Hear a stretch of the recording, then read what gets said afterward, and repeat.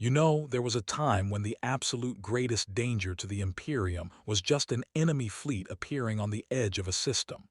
But now, imagine something far, far worse. Imagine an entire world turning into a battlefield before Imperial command even realizes a war has kicked off. Welcome to today's Explainer, where we're digging into the highly anticipated dawn of War 4.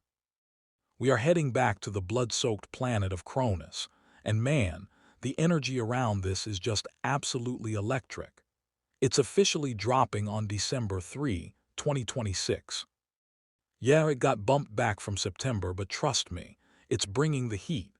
We've got Space Marines, Orks, Necrons, and the Adeptus Mechanicus all colliding in the exact same conflict. But honestly, the release date is just the tip of the iceberg.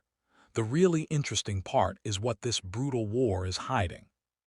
And that brings us straight to this really haunting thought. Is Kronus a prize to be won, or is it a lock just waiting to be opened? This right here perfectly illustrates that we aren't looking at a standard war over territory. No way.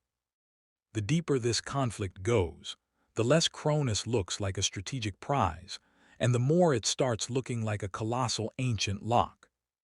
There is something buried beneath the surface, something so terrifying that even the ancient Necrons, literally the oldest kids on the block, have a real reason to fear what might wake up. Section 1.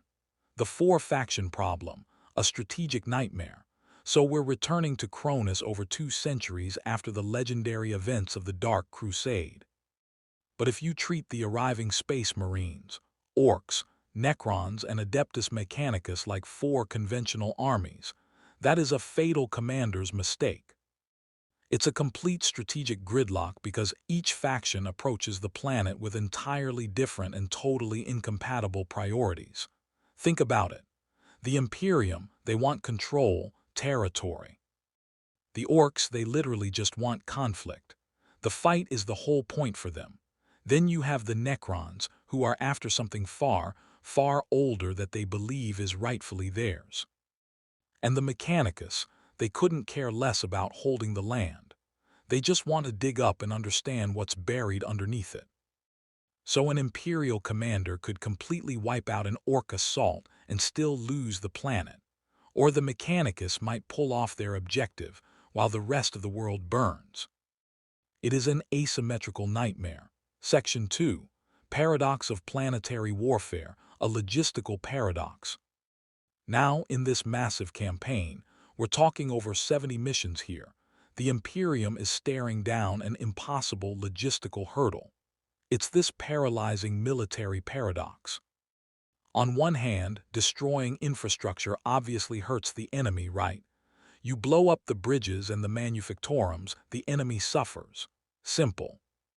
But wait, the occupying human army desperately needs those exact same facilities preserved to maintain their own supply lines, transport, and communications. If the Imperium destroys too much just to win the firefight, they completely lose the ability to actually occupy and hold the world. Which leads us to this profound, really heavy realization. You aren't just fighting the enemy, you are fighting the planet itself. Let's just slow down for a second and let the sheer gravity of that sink in. The environment, the infrastructure, the very ground you stand on is actively working against you. This is exactly where our explainer pivots from standard military tactics into a realm of just pure environmental dread. You aren't just trying to conquer a map. You're trying to survive a world that is literally degrading your ability to fight back. Section 3. The threat beneath, buried knowledge. Somewhere deep down, way beneath the crust of this war-torn world, lies an ancient machine. Now, to the Adeptus Mechanicus, this buried horror is just data. It's information. And in the grim darkness of the 41st millennium, information is ultimate power. But look, you can't talk about ancient subterranean threats without talking about the Necron factor. Unlike conventional armies, the Necrons don't need to win a war of attrition. They completely warp the very meaning of time on the battlefield. Imagine you're an Imperial commander. You think a ruined defensive line is neutralized, right? The battlefield is dead. But then your sensors detect movement. A supposedly dead line just stands up and becomes an active threat again. Every single victory becomes questionable. Did you actually defeat the enemy, or did they just stop moving for a bit? The absolute moment that ancient structure is found, we see this rapid, cascading disaster. Step 1, the structure is discovered. Step 2, every single faction scrambles to exploit it. The Orks rush it just because everyone else wants it. The Imperium is desperately trying to seal the doors.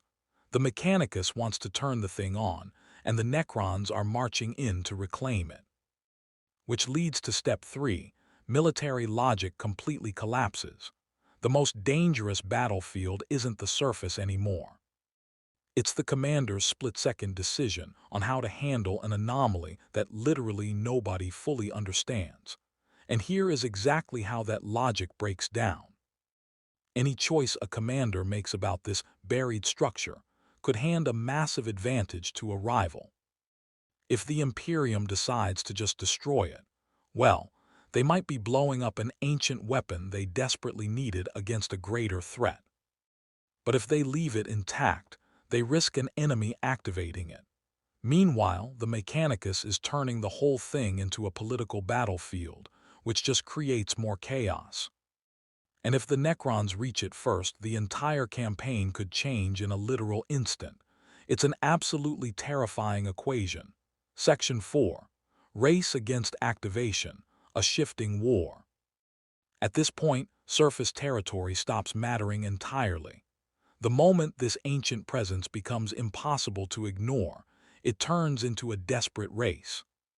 Holding a fortress or a supply depot means absolutely nothing if the world literally ends beneath your feet. So you're faced with this impossible dilemma. Do you continue fighting the enemy, or do you stop to deal with what is underneath? Put yourself in the shoes of a commander for a second. You are forced to consider temporary, highly unstable alliances. In the 41st millennium, that is almost unthinkable. Do you actually stop shooting at the Orks and the Mechanicus just long enough to stop this ancient machine from turning on?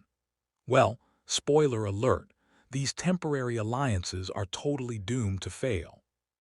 Why? Because the Imperium simply doesn't trust the Mechanicus at all, and the Mechanicus lives in constant paranoia that the Imperium is going to smash their precious forbidden technology. The Orks, by their very nature, you can't negotiate with them. It's just not happening. And the Necrons claim this ancient tech is their rightful inheritance.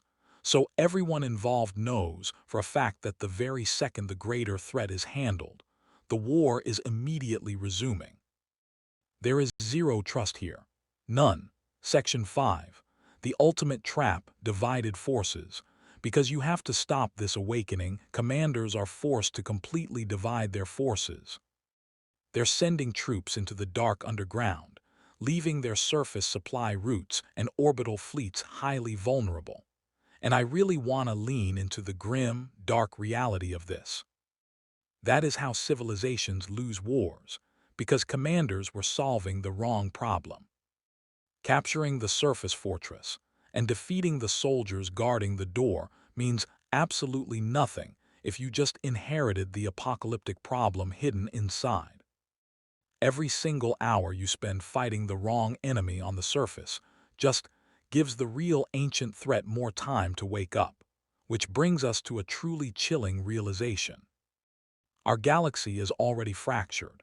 The Imperium is fighting on a million different fronts. Chaos is exploiting every single weakness, and humanity is bleeding resources it simply cannot afford to lose. So what if the thing buried beneath Kronus wasn't just resting? What if it was waiting for someone to come looking? Think about it. This entire war, all the bloodshed, all these massive armies arriving, it might have all been a deliberate manipulation, a grand design just to get the factions to open the lock.